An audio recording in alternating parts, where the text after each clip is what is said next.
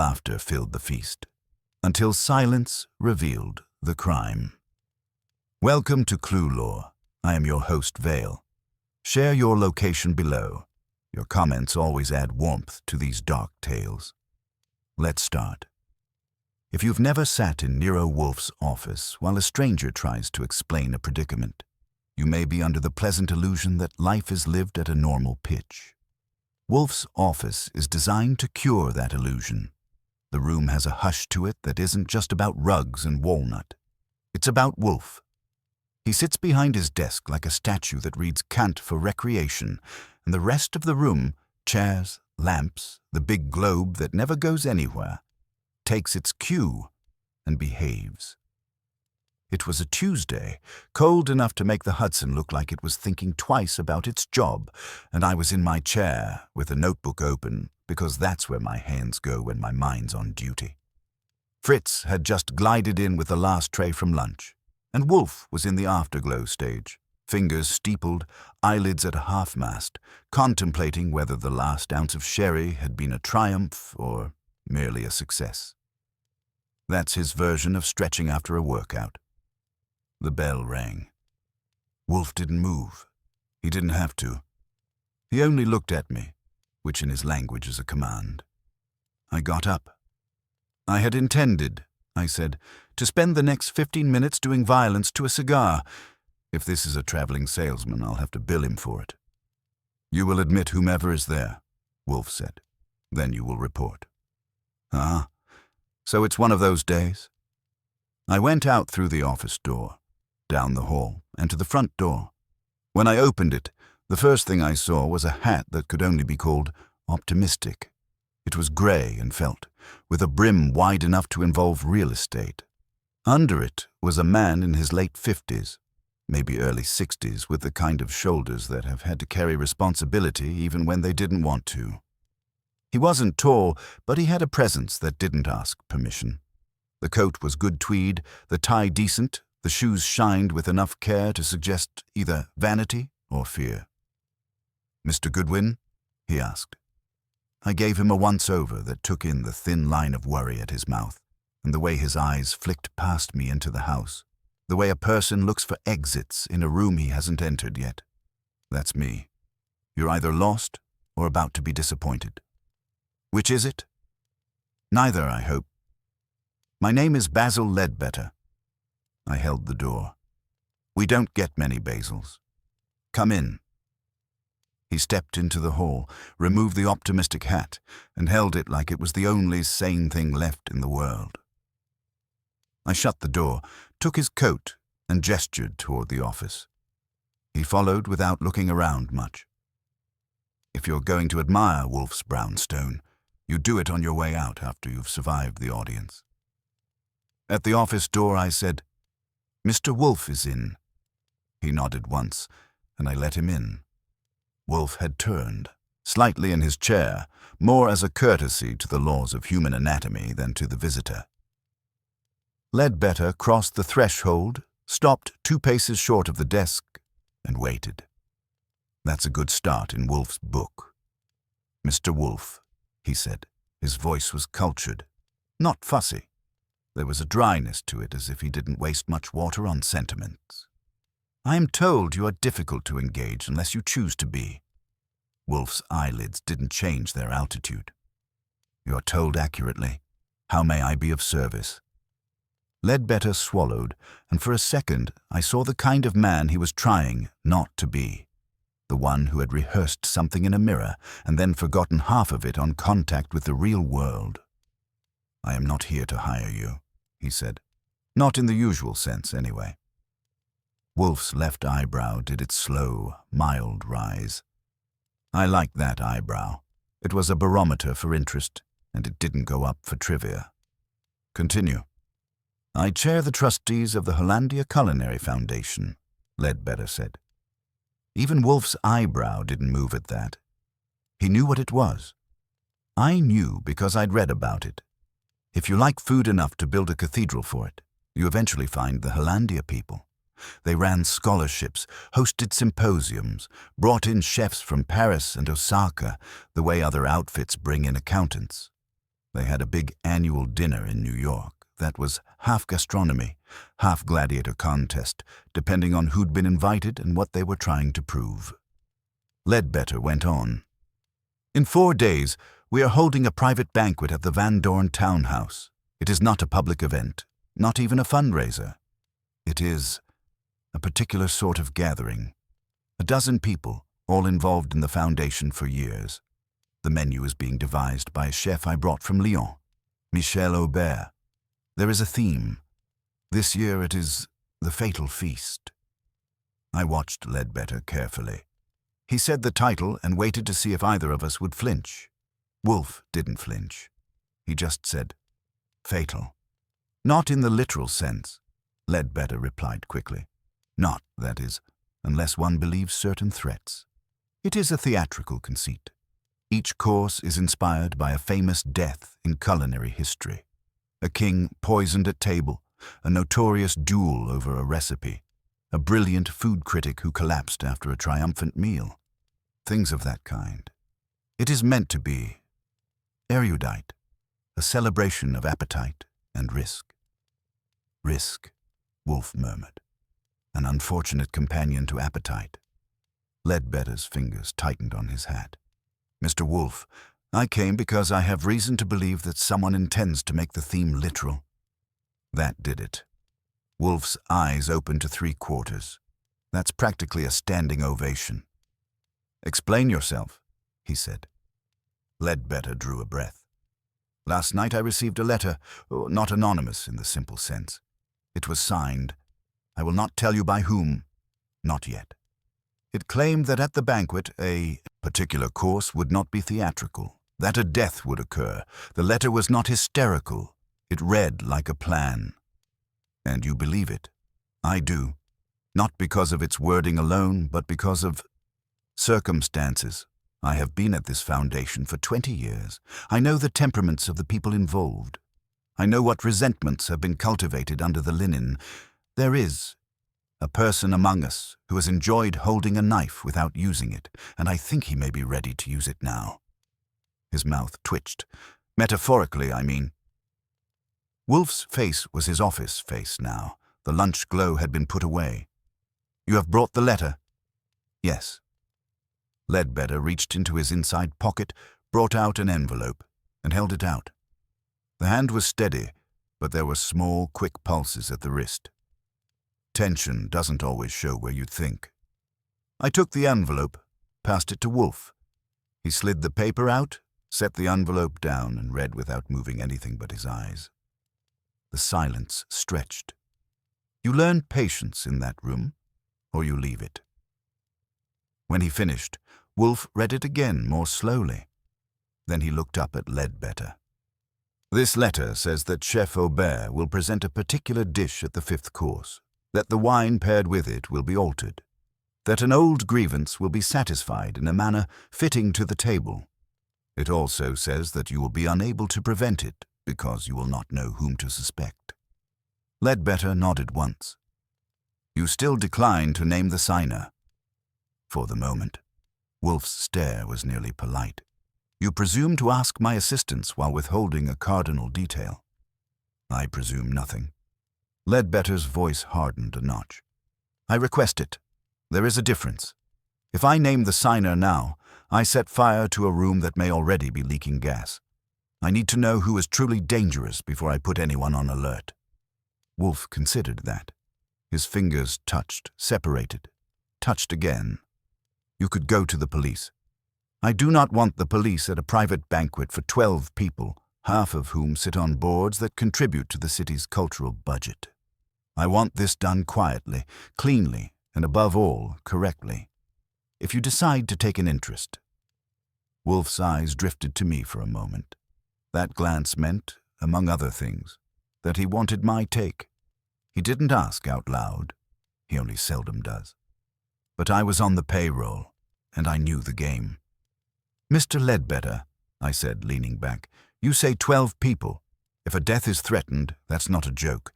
Who are the 12? Give us something. Ledbetter shifted his weight.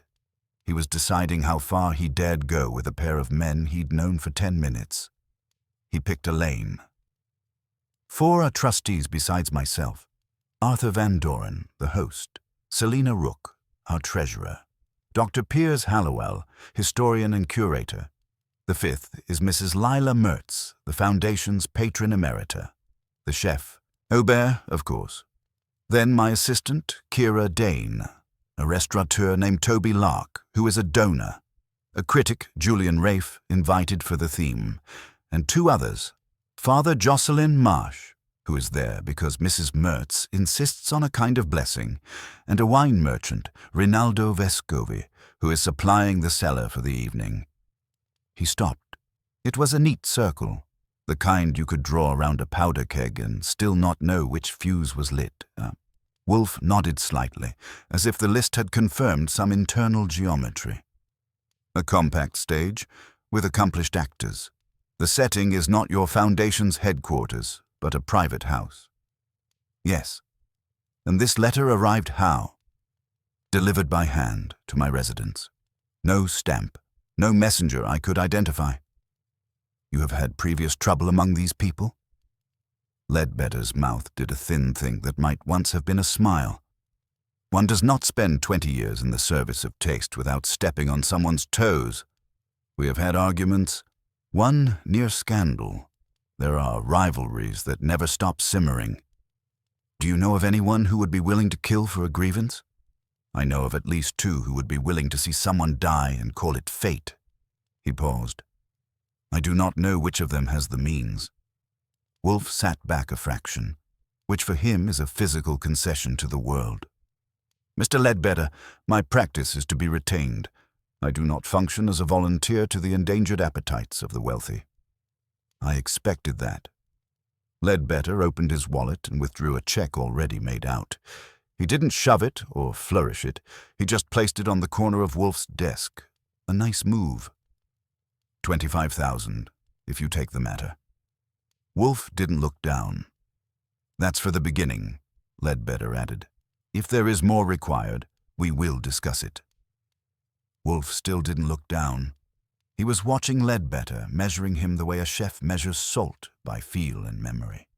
Then he spoke. You are a man who values control. Ledbetter met his gaze. I have learned to. The theme of your banquet is death at table. You're anxious because someone has promised to make it more than a theme, yet you will not tell me who wrote the letter. Wolfe's voice stayed even, as if he were listing ingredients. That strikes at control. If I accept, I must have it. I understand. Ledbetter hesitated. Not now, perhaps, but soon, if you agree to act. Perhaps. Wolfe's eyelids lowered a millimeter, which I've learned is like a chess player touching a piece without moving it. I will decide after a small inquiry. By which you mean? By which I mean that Mr. Goodwin will speak with you privately for a few minutes. He will also verify certain facts. Then I will announce my decision. Ledbetter looked startled. Maybe he thought detectives came with superglue decisions. Very well. Wolfe turned to me. Archie, confer with Mr. Ledbetter in the front room. Inquire about his relationships with these people. Note any peculiarities. Also obtain from him the date and precise hour of the banquet, the sequence of courses, and the arrangements for wine service. Return when finished. Yes, sir. I stood up. Mr. Ledbetter, you're with me. The plants don't bite. We got to the front room where Fritz had already set the afternoon stage with coffee and a plate of small, lethal pastries. Ledbetter declined the pastry like a man avoiding a trap, but he took the coffee. I poured one for myself and sat opposite him. Okay, I said. Off the record. This is where you help me help you. Mr. Wolfe works on facts the way other men work on a steak. If you give him bones, he'll notice. Ledbetter stared into his cup as if he might find a tiny corpse floating there. Ask what you wish. Start with you. Your chair of trustees. Is that a popularity contest or a knife fight? Both, he said quietly. I was elected because I'm supposed to be neutral. Because I have funded the Foundation's endowment personally more times than anyone likes to remember. and because I have a reputation for settling disputes without blood. I would like to keep that reputation from becoming ironic, meaning some dispute got close to blood already.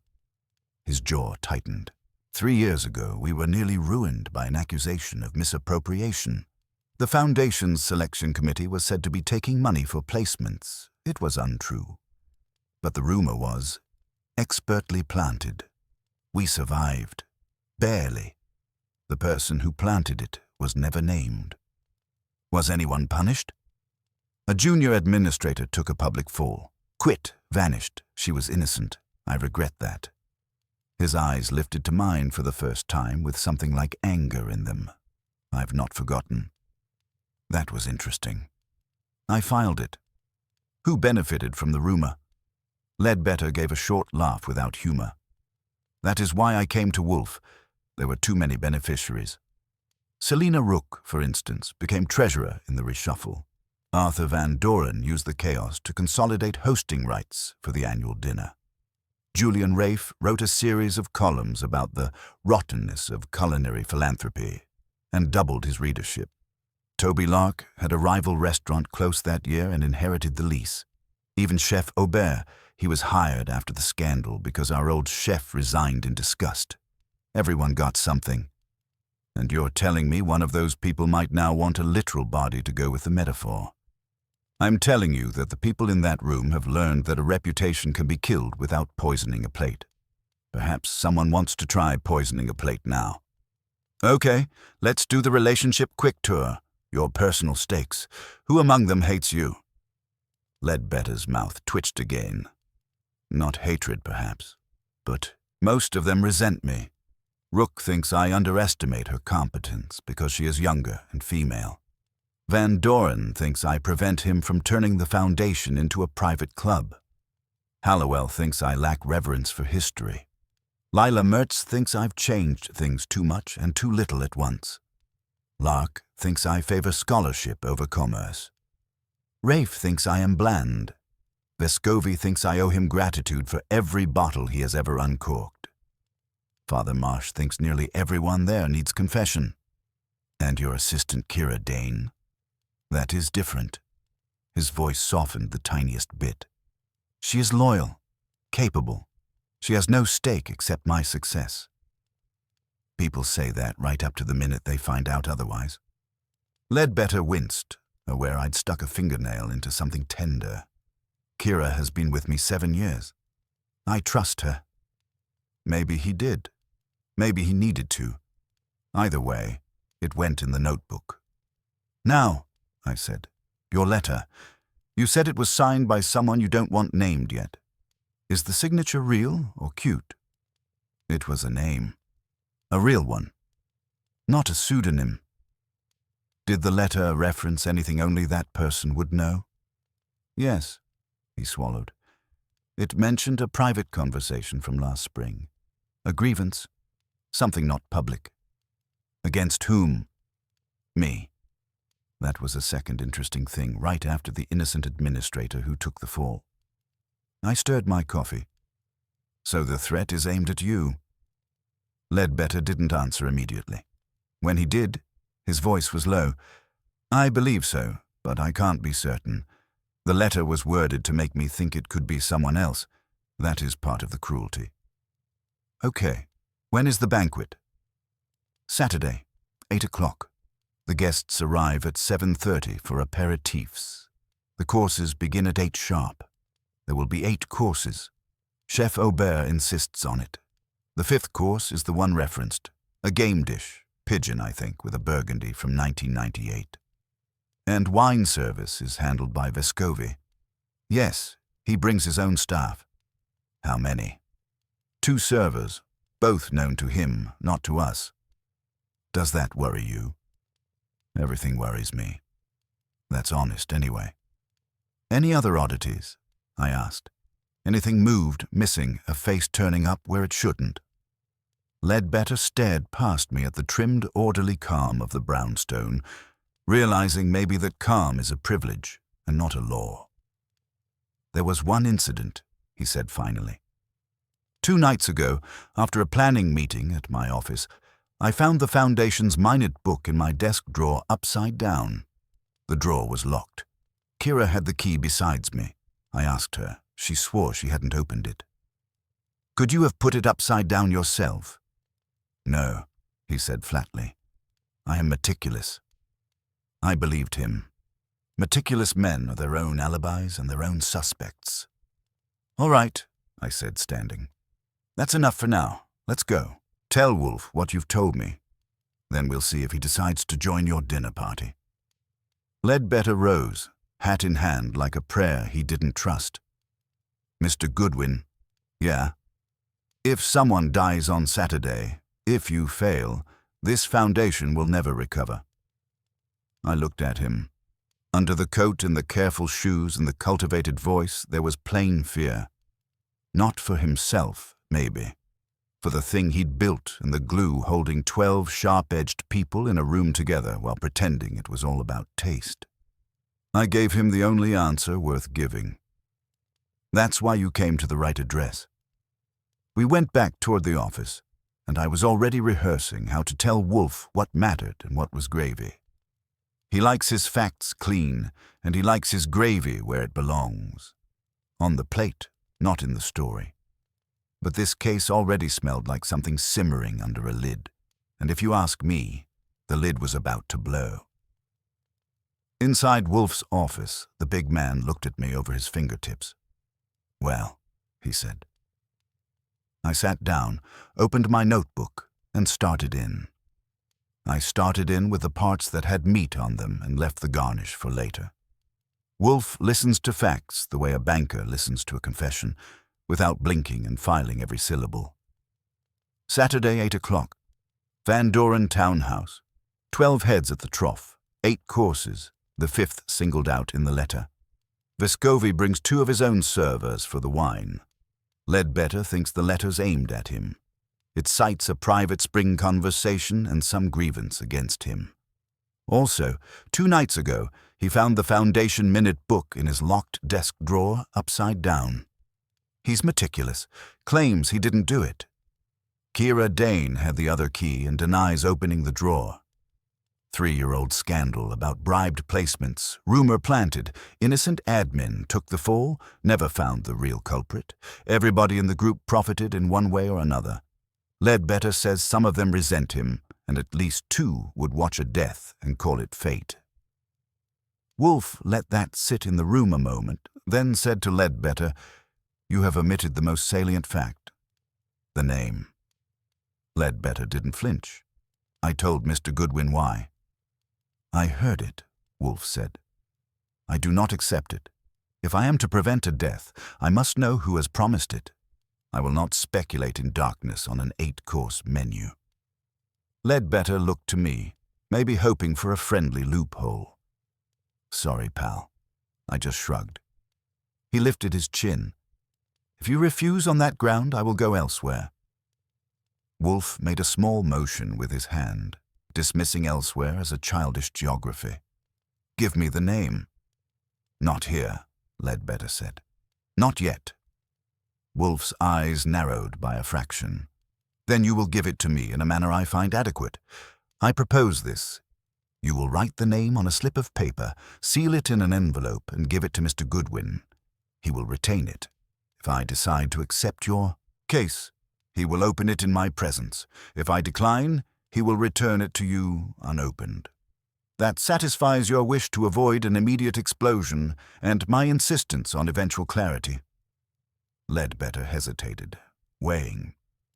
He was a control man, but he was also a frightened one, and frightened men will sometimes rent out control for a weekend.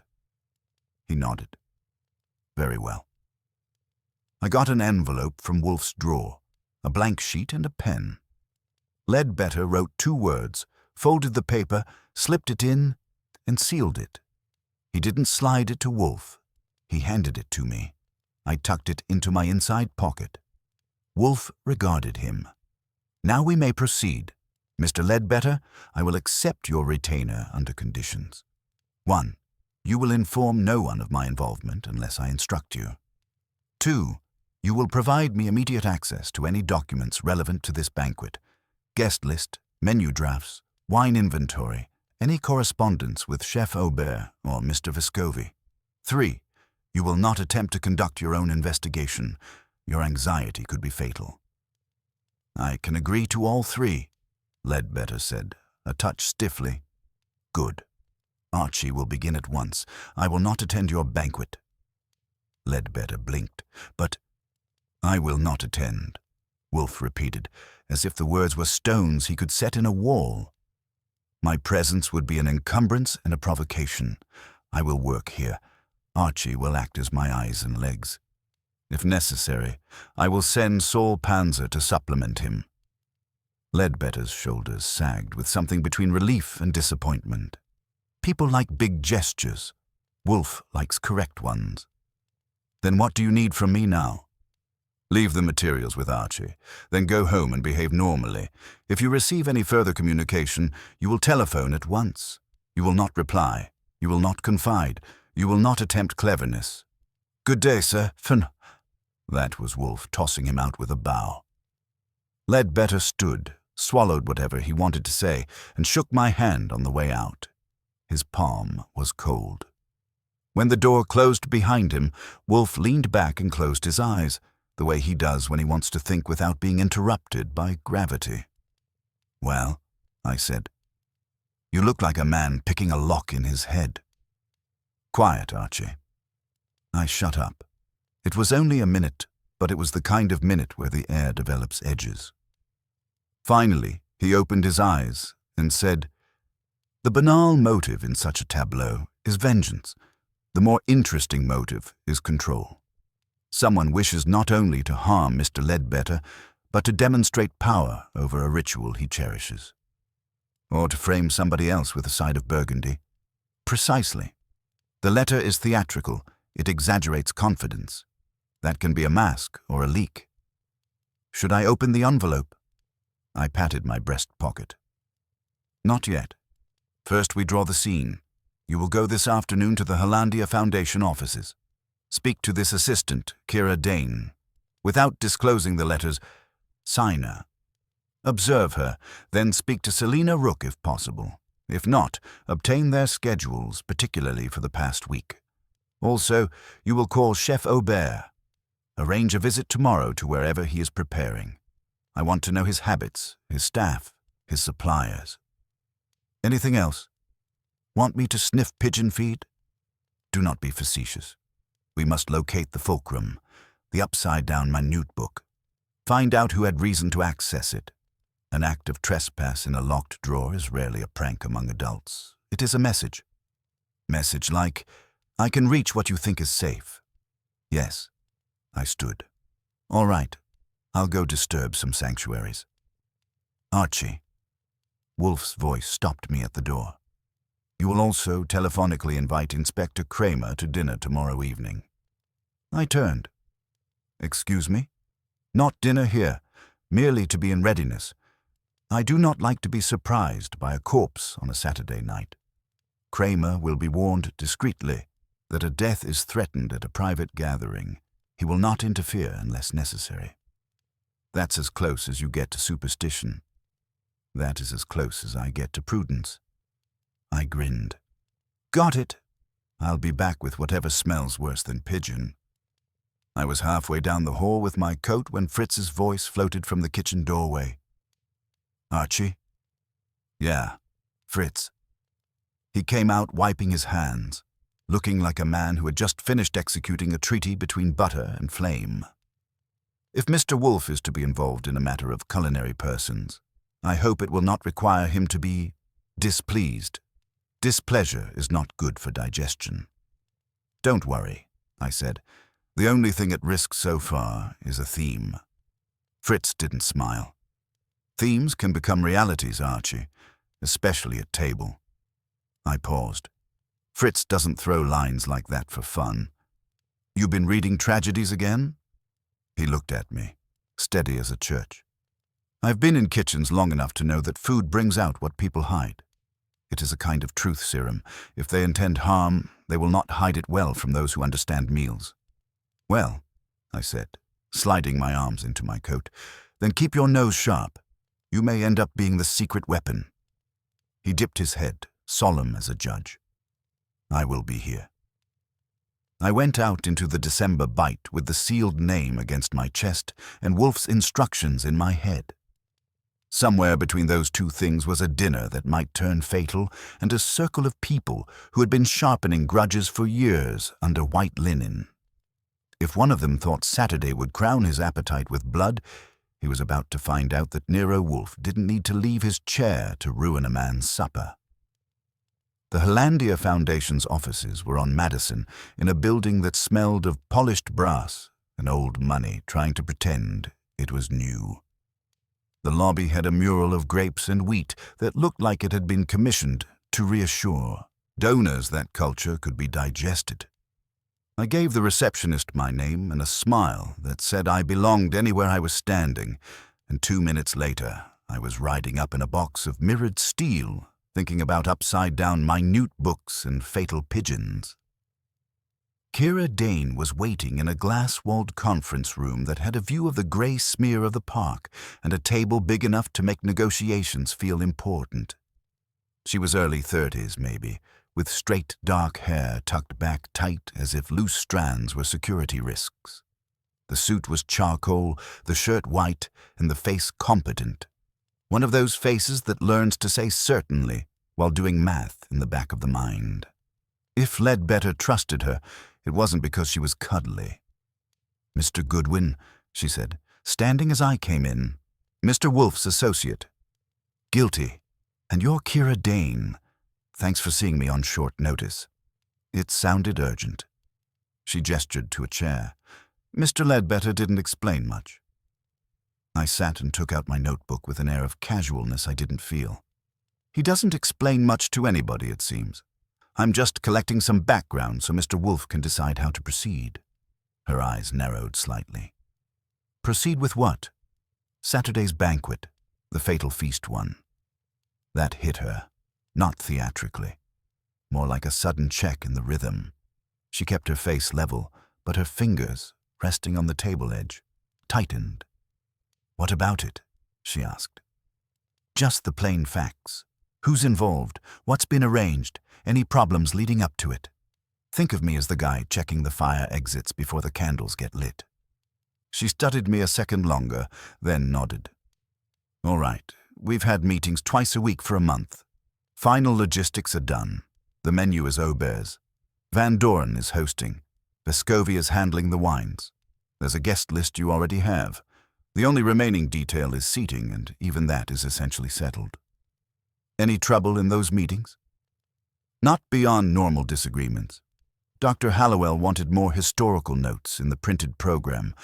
Mr. Rafe thought the theme was in bad taste. Ms. Rook wanted assurance about costs. Mr. Locke complained about the guest count being too small to make an impact. Mr. Ledbetter smoothed it out. How? By being Mr. Ledbetter. The corners of her mouth lifted briefly. He listens, then decides. People like being listened to less than they think. True, she said, unamused. I flipped a page. 2 nights ago, after a planning meeting here, Mr. Ledbetter found the Foundation minute book upside down in his locked desk drawer. He says you have the other key. I want your version. Her eyes went hard, and for a moment the competence face showed its teeth. I didn't open his drawer. I don't open his drawer without him. If he found something disturbed, someone else was in his office. Office door locked? Yes. We were the last to leave. I checked. The cleaning staff comes after 9. The building has security. No one's been reported. Is the minute book something someone might want? Not for money. For information, possibly. It contains internal votes and notes, drafts of disputes. The scandal 3 years ago, for example. Ah, I watched her when I said that. There was a flicker, maybe annoyance, maybe memory. You were here then? I'd just started. That period was difficult. For whom? For everyone, especially Mr. Ledbetter. She hesitated, then added, and for Gina Ralston. I looked up. The administrator who quit. Kira nodded. She was scapegoated. I hated it. Mr. Ledbetter hated it too, even if he thought he had no choice. Gina never came back. She wrote him a letter afterward, a long one. Do you know what it said? Not exactly. He didn't show it to me, but he was shaken. Did she threaten him? Not in words, in disappointment. Kira said it flatly, like a fact that still landed on her tongue wrong. I jotted that. Disappointment can be a weapon if you know where to aim it. Who besides you and Ledbetter has access to his office key? I asked. No one. Who knows the combination to whatever lockbox he keeps things in? She gave me a look that said I'd stepped close to a line. His safe is his business. Fair. I leaned back. Okay, different angle. Who in that banquet group has reason to snoop his minutes? Dr. Hallowell loves records, but he would ask. Selina Rook is treasurer. She'd ask. Van Doren doesn't read anything unless it's engraved on silver. Lark doesn't care about minutes. Rafe might, if he wanted a story. Vescovi only cares about bottles. Father Marsh cares about people, not paperwork. Mrs. Mertz, maybe. She has a sense of ownership over the foundation. Anyone outside the group? Staff? Not with access. Not after the scandal. Mr. Ledbetter tightened everything.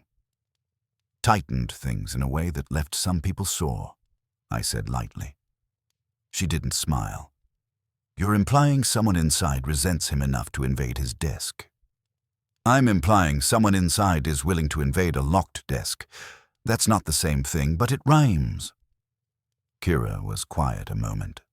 Then she said, he has made enemies, but he's also made people dependent on order. If something is coming on Saturday, I don't think it will be random. How well do you know the guests personally? Professionally well. Personally, not much. I'm not a trustee. Which of them do you think is most dangerous when crossed?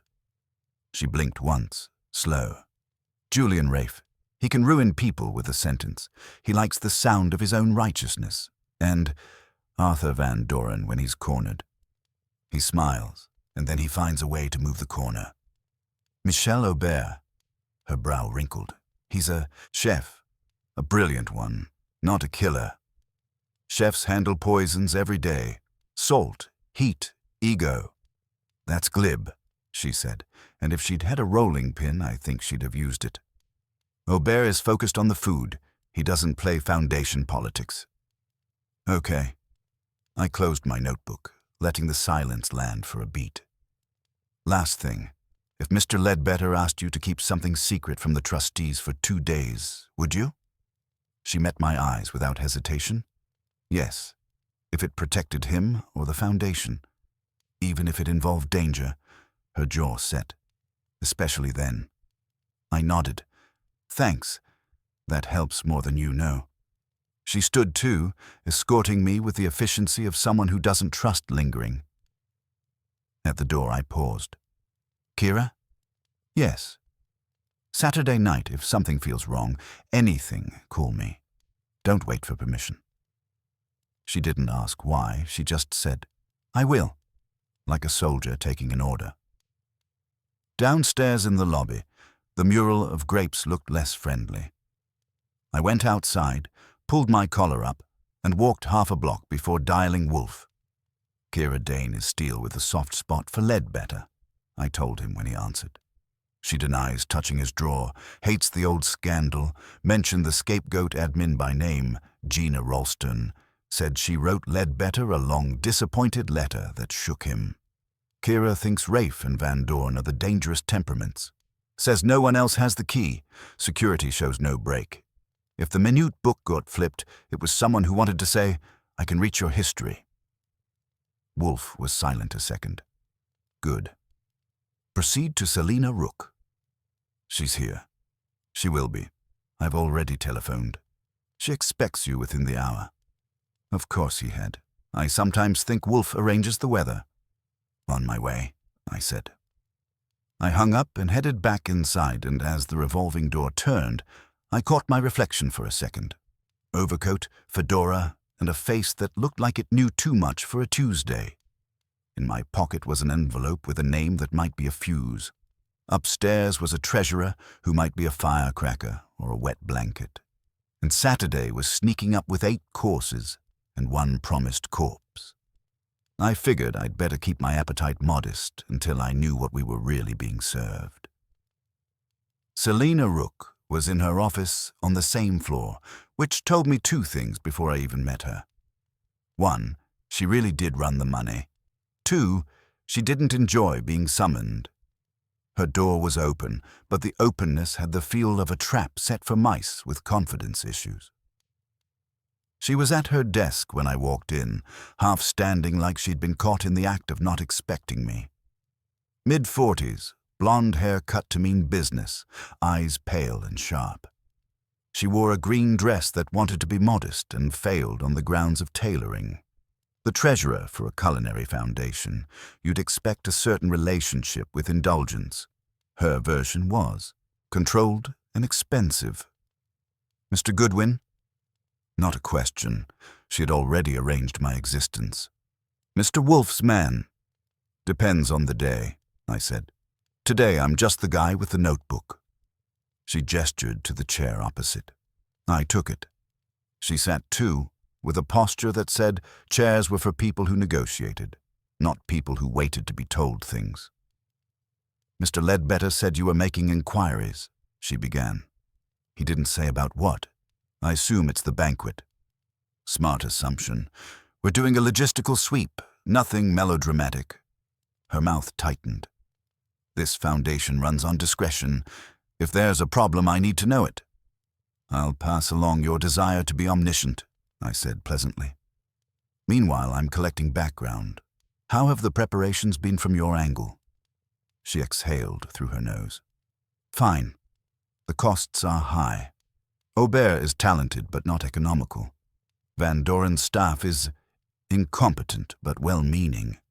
Mr. Vescovi's invoice arrived yesterday and made me consider arson.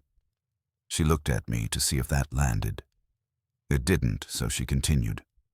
Beyond that, it's a dinner. Got any anxieties about the guests? I have anxieties about everyone.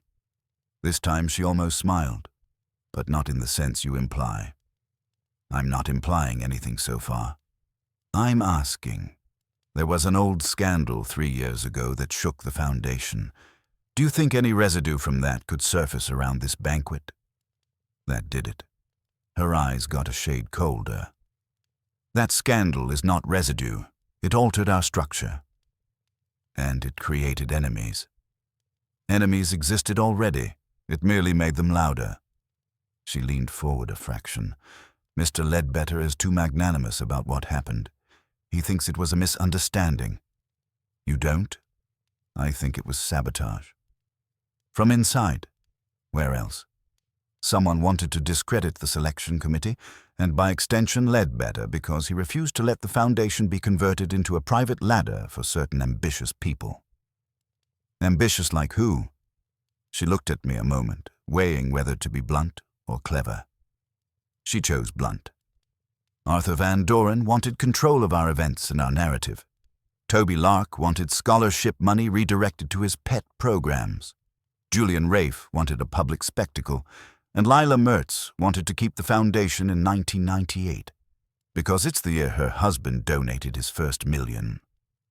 You're not shy, I said. No, shy people don't stay treasurer very long. She tapped a pen against her blotter. We never proved who planted the rumor, but it was not random, it was surgical. Who do you think wielded the scalpel? She met my eyes. If I knew that, I wouldn't be sitting here talking to you. Fair, but not helpful. All right, I said. Let's talk about something more recent. 2 nights ago, after the last planning meeting, Mr. Ledbetter found the minute book in his locked desk drawer upside down. You heard. Her brows rose. He told you that? He did. Any thoughts? Yes. She didn't hesitate. Someone was in his office. Someone who wanted him to know it, a warning or a dare.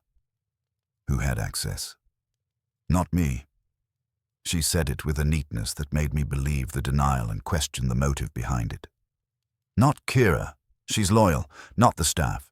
He tightened access after the scandal. Could it be a cleaning crew or security? He would have mentioned it if the lock had been forced. No sign of forcing? Then the key was used. She said it like a theorem. You think Kira is loyal? I said. I know she is. Ledbetter may keep secrets from the trustees, but he doesn't keep them from her. He leans on her the way old men lean on canes they pretend are optional. I watched her when she said that. There was a twang to it. Resentment, maybe, or envy of intimacy with the boss. Interesting. So who else could have the key? I asked. Her chin lifted slightly. Mr. Ledbetter himself. You think he turned the book upside down to scare himself? I think he turned it upside down and forgot. Or he found it that way and is using it to justify hiring Wolfe. Basil likes control. He likes insurance. He would buy a fire alarm the day after the fire if he thought it was poetic. Do you like him? Her pause was too long for simple liking. I respect him. I'm often frustrated by him. Because he doesn't share control? Because he doesn't share trust. She caught herself. Do not misinterpret that. I trust him to act for the Foundation's good. I don't trust him to recognize when others are doing the same. That was the closest she'd come to confessing a wound. Saturday, I said. Any special security measures for the wine? Her lip curled. Vescovi is supplying and serving. He insists on his own 2 people for the service. Van Doren agreed. I objected. Basil overruled me. Why object? Because wine is the easiest thing in the world to tamper with if you want to be theatrical. Bottles travel. Corks are replaced. A little substitution, a little accident with the decanter. And because Vescovi enjoys being the author of the evening as much as Aubert does. Do you think Vescovi is dangerous? Vescovi is vain. Dangerousness requires imagination. I'm not sure he has it. She considered. But I am certain he has grudges. Basil refused to endorse his private label 2 years ago. That hurt his pride and his wallet. So does pride plus wallet equal poison? She gave me a look that said she wouldn't mind seeing me try that equation in public. It can, especially among men who think a palate is a crown. I shut my notebook. Okay, that's good for now. One more thing and I'm out of your hair. Make it quick. If anything odd happens between now and Saturday, calls, letters, strangers sniffing around, tell me. Don't route it through Ledbetter. Just call. She stared at me, then nodded once, curt. Very well. And Mr. Goodwin? Yeah? If this is some sort of melodrama Basil is indulging, I hope Mr. Wolfe will discourage him. The Foundation can't afford to look frightened. I smiled. If it's melodrama, Mr. Wolfe will kill it. If it isn't, he'll kill something else. Either way, you'll get your money's worth. Her mouth twitched, but she didn't smile. I left her office with the sense of having walked through a room full of sharp corners. She was smart, resentful, and certain about patterns. The kind of person who could see sabotage in a misplaced comma. Whether she was seeing clearly or too clearly was the question. In the hall toward the elevators, I paused at a window and looked down at Madison Avenue, the traffic sliding along like a school of cold fish. 12 people at a townhouse on Saturday, all with appetites and agendas. 1 upside-down minute book. 1 letter in my pocket with a name on it. And now, 1 treasurer who thought the easiest place to kill a man was in a decanter. I took the elevator down and, on the sidewalk, dialed Wolfe again. Selina Rook thinks the old scandal was surgical sabotage from inside. She points the finger at motives. Van Doren, Lark, Rafe, Mertz, without naming a culprit. She doubts Kira touched the drawer. She thinks Ledbetter might be using the upside-down minute book as insurance, but she also admits if it was real, it was a key job. She's worried about Vescovi's 2-server wine setup. Says wine is the easiest theatrical murder instrument on the menu. Wolfe said. And her own posture. Respect mixed with frustration. She doesn't like being overruled, and she doesn't like not being trusted. Noted. Return home. We will reassess. I slipped the phone away and started toward the subway, collar up against the wind. The day had given me 2 loyalists and 1 skeptic, 3 different versions of the same old wound, and a growing feeling that the banquet theme was less a joke than a permission slip. Somebody in that circle had been waiting for a stage where appetite and grievance could share a table. I just didn't know yet whether the star was the chef, the wine man, the critic, the host, or the quiet chair of trustees who thought he could control everything except the human stomach. By the time I got back to the brownstone, it was pushing 9, the kind of hour when midtown bars are still preening and our house is settling into its civilized quiet. Fritz had kept something warm all right, a veal fricassee that could make a pessimist forgive humanity. But Wolfe waved it away until I'd reported. So I sat in my chair and gave him Rafe, word for word, the little recorder earning its keep. When I got to the part about Father Marsh trying to steer scholarships toward morally aligned culinary education and Ledbetter shutting him down, Wolfe let out a sound that was not quite a snort and not quite a sigh. When I repeated Rafe's memory of last spring, Marsh cornering Ledbetter, the judgment at the table. Line, Wolfe's fingers steepled so hard I thought they might fuse. That, he said, is not a casual phrase. It is a theme. A man who uses a theme twice is not improvising. Unless he was quoted by someone else, I said. Rafe's a theater kid. He could have embroidered it. Embellishment does not create alignment. It reveals it. Wolfe sat back. You will dine now, Archie. I will telephone Mrs. Mertz. I did as ordered. One of Fritz's rules is that no meal should be punished for someone else's conscience. And when I came back 10 minutes later, Wolfe was still on the phone. I caught only his side. Courteous, respectful, and somehow still terrifying. When he hung up, he said, Mrs. Mertz confirms the conversation last spring. Father Marsh spoke of judgment. Ledbetter responded in a manner she found flippant. The priest departed angry. So he had motive and a mouthful of indignation. Great. Does she think he'd kill? She thinks he is capable of anything for the salvation of a soul. Wolfe's lips curled faintly. Including the destruction of a body. She also mentioned that Father Marsh has lately been in financial distress. His parish school is failing. He has been seeking donations. Ah, I said. So we add money to morals and get a nice stew. Perhaps. Wolfe's eyes narrowed. But note the timeline. The desk drawer trespassed 2 nights ago, the letter last night, the banquet Saturday. A priest in distress, yes. Yet there is a more elegant possibility. Here it comes, I said. Father Marsh is being used. I blinked. Used how? Consider the upside-down minute book. Wolfe's voice was calm. Sure. It is not simply a threat. It is a reminder of the scandal 3 years ago in which an innocent administrator, Gina Ralston, was sacrificed. The one person in your interviews who volunteered her name was Kira Dane, not Selina Rook, not Rafe. Kira. Kira hated what happened, I said slowly. She said Ledbetter hated it too. Hatred is not the only emotion that lodges in a disciplined mind. Guilt lodges. Loyalty can curdle into righteousness. Kira has had 7 years to observe Ledbetter's compromises. She is close enough to access his key. Wolfe. Wait. He lifted a hand. Father Marsh's grievance is real, but it is not sufficient to explain the technique of the threat. The letter's tone is not clerical. It is managerial. It schedules death like an agenda item.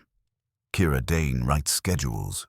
She also knows a priest's vocabulary if she has heard it often enough at Mrs. Mertz's dinners. She could borrow his words to sign his name. You're saying she forged the letter? I'm saying that is the hypothesis that fits more pieces, and I will test it. How?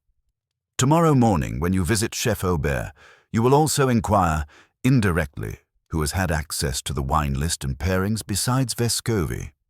Meanwhile, I've already asked Saul Panzer to make a small visit tonight to Father Marsh's rectory. Quietly. He will learn the priest's recent movements and whether he is capable of writing a letter without leaving his parish. And if Saul finds Marsh innocent, then we accelerate. Wolfe's eyes went distant, chessboard eyes. We will call an office gathering tomorrow evening, all of them. Tomorrow, that's Friday, banquet Saturday. Exactly. I didn't argue. With Wolfe, there are only 2 speeds. Too early for idiots and just in time for corpses.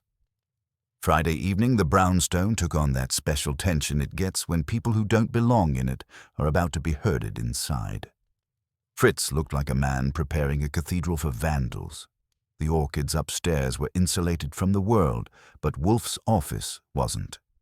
By 7:30, the suspects had arrived in 1s and 2s like reluctant dinner guests to a wake.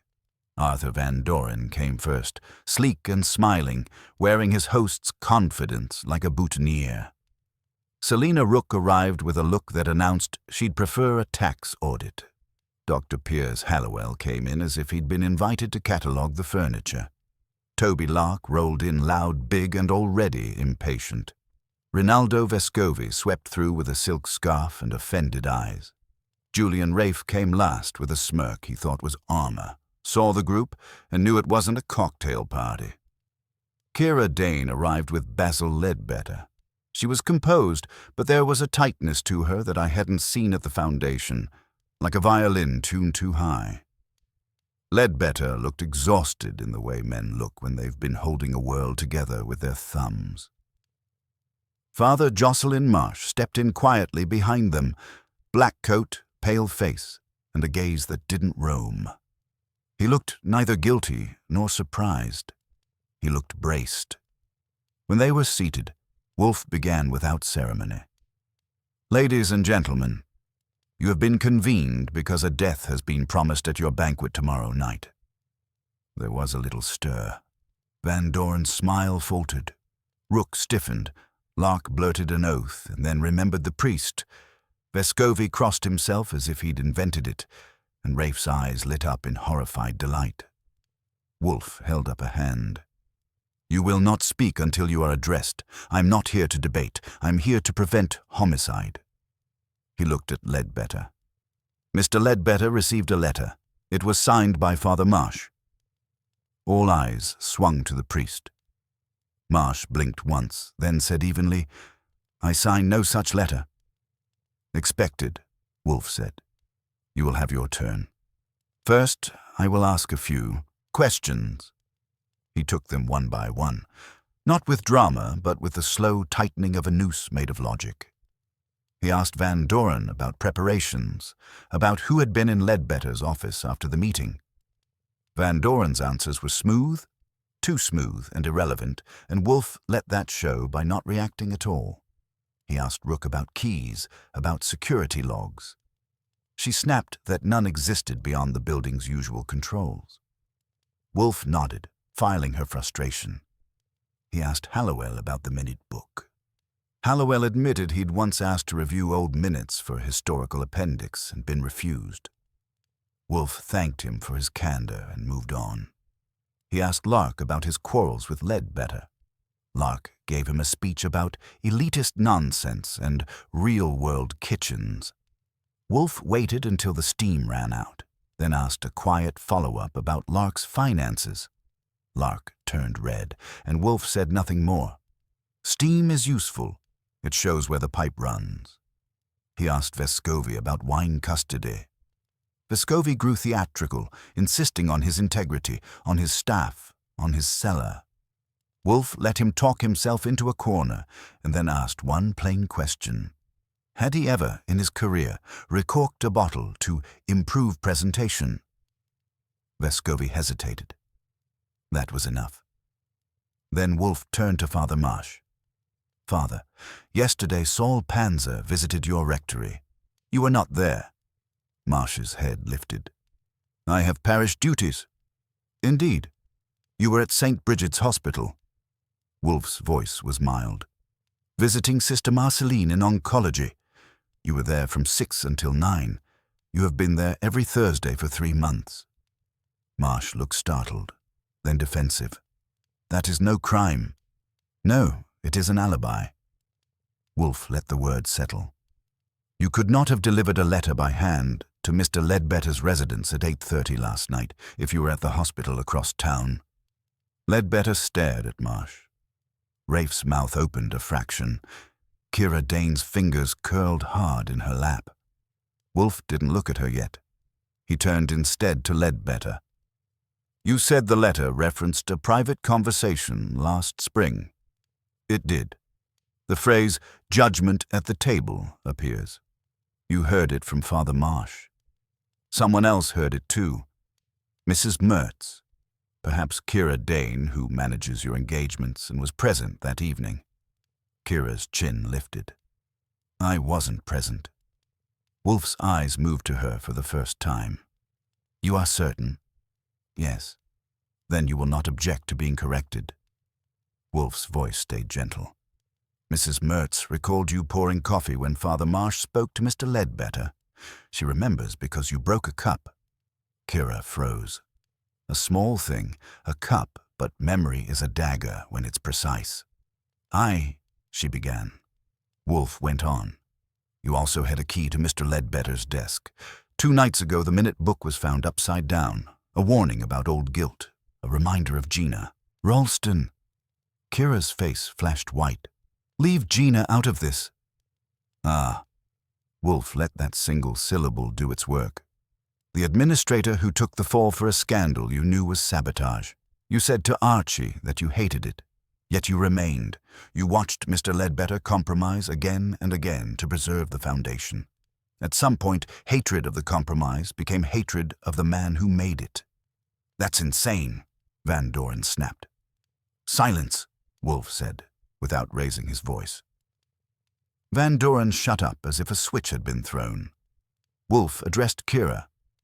You found comfort with Father Marsh's moral fervor. You heard his phrases. You borrowed his name. You wrote the letter, delivered it by hand, and planned to poison the 5th-course wine by arranging, through Vescovi's staff, a substitution. Not to kill at random, but to kill Mr. Ledbetter, then let the blame settle on a priest who had quarreled with him publicly and privately. A fatal feast with a sermon attached. Kira stood so abruptly her chair skidded. Her composure cracked. What came out was something raw and clean. He was going to do it again, she said. He was going to let them ruin another person to keep the foundation alive. I couldn't watch it. Not after Gina. Not after everything. He told me once we had to make hard choices. He's been making them with other people's blood ever since. Ledbetter's face went slack, stunned. Kira, you don't get to say my name softly now, she shot back. Tears, maybe. Rage, definitely. You had the power to stop it 3 years ago. You didn't. So I decided the foundation would finally have a death that meant something. Wolfe regarded her as if she were a theorem whose proof had turned tragic. Your meaning does not excuse murder. No, she whispered, but it explains it. I moved a step, ready if she bolted, but she didn't. She sat down slowly, hands shaking now that the engine had stalled. Wolfe picked up the phone. Inspector Kramer. He'd warned him. Now he cashed the warning. When Kramer arrived 10 minutes later, coat flapping, face sour with being right too late and wrong too early, Wolfe gave him the essentials in 20 words. Kramer listened, looked at Kira, and the old bulldog's eyes softened just a hair before hardening again. Miss Dane, he said, you're coming with me. She rose without fight. As she passed Ledbetter, she didn't look at him. He looked like a man who just watched a pillar in his house turn to smoke. The door closed behind them. The room exhaled. Wolfe turned to the remaining guests. The banquet should be cancelled. Mr. Ledbetter, you will do so. If you insist upon proceeding, you will dismiss Vescovi's staff and have the wine secured under police supervision. Van Doren started to protest. Wolfe lifted his eyes. "You have invited death to your table in jest," Wolfe said quietly. "You are fortunate it did not accept your invitation out of appetite." That ended the argument. One by one they filed out, shaken, furious, or privately relieved. Rafe lingered last, but only long enough to give me a look that said he'd be printing something anyway. I gave him a look back that said I'd break his typewriter. At last, the brownstone returned to itself. Ledbetter stood alone in the office, a man left in the aftermath of his own careful world. "I never thought he began. Wolfe's voice was gentler than I expected. "You did not think because you did not wish to. Comfort is a narcotic to the conscientious." Ledbetter swallowed. "What happens to the foundation?" "That depends," Wolfe said, "on whether you prefer survival to innocence." Ledbetter looked at him, stricken. "Is there a choice?" "There is always a choice. You have merely been choosing without naming it." Ledbetter went out with his shoulders bent, older than when he'd come in. When the house was quiet again, Fritz brought dinner in like a peace treaty. Roast duck, crisp skin, orange bitter sauce, potatoes that could start a religion.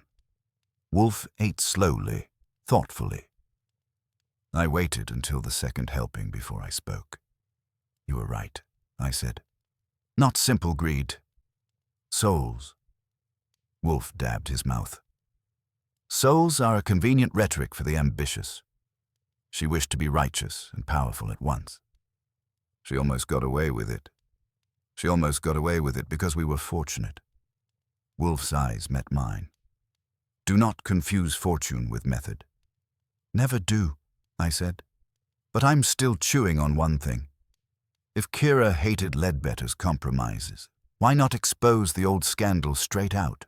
Why go for murder?" Wolfe's mouth curved faintly. Not a smile, more like a weary acknowledgement of human architecture. Because to some minds, exposure is insufficient. They require spectacle. They require a feast.